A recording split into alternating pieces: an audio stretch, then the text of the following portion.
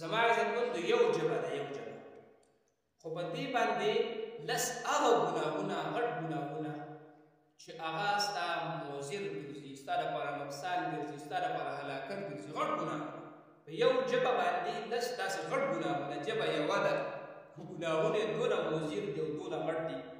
چې د دې نقصان د ټولو نه اول خو دروغ، چې دا په یو مذهب کې چې کوم دی نه جایز دي دروغ ویله او نه ورته څوک وایي او نه څوک تصدیقوي. نو دروغ داسې یو بهتان دی، داسې یو عجیبه شیز دی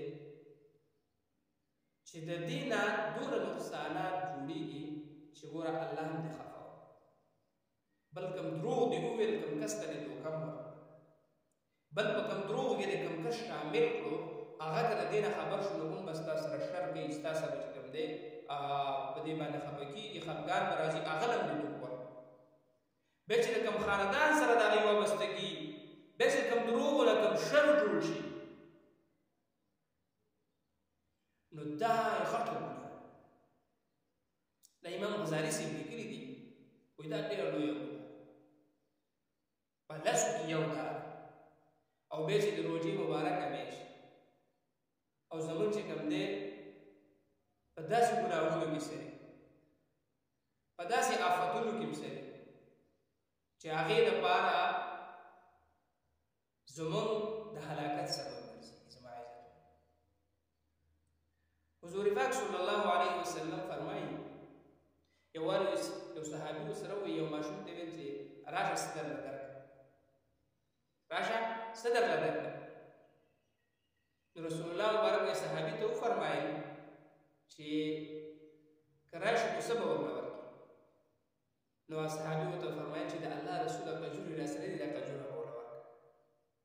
نو د الله پیغمبر ورته فرمایي وایي که چېرته ستا سره دا نه و اصلي دا ماشوم راوستو نو ګوره دا بیا په دروغو کې راځي. دونه باریکه خبره ښه، حالانکې دا خو زمونږ ګپ شپ ګرځېدلی، دا خو زمونږ چې کوم دی دوکهبازي او دا دې ته خو څوک وایي نه دا خبره چې یاره دا دروغ. زمونږ هغه دروغ په بازار کې، په دوکاندارۍ کې، په تجارت کې هغه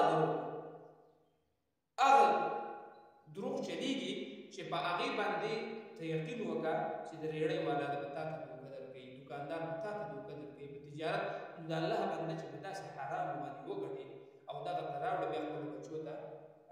کښېني نو بیا وایي مال شته او سکون نشته، پیسه ډېره ده، کارخانه شته، ګاډی شته، بنګله شته، موټر شته، سکون نشته. دا شته خو دا تا په سپېره دې دپاره خو لږ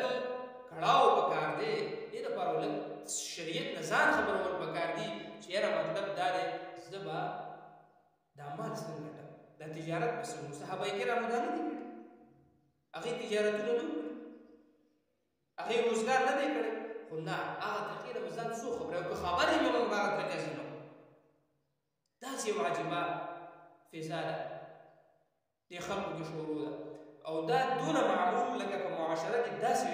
ګرځېدلي دي چې نن سبا ته یقین وکړه که دروغو ته څوک دروغ وایي چې یاره زه ګناهګار کوم یا ګناه خبره وکړه یا دا دروغ دي یا وروسته په دې باندې سوچ یا په دې باندې استغفار ښه دونه چې کوم دی دې خبرې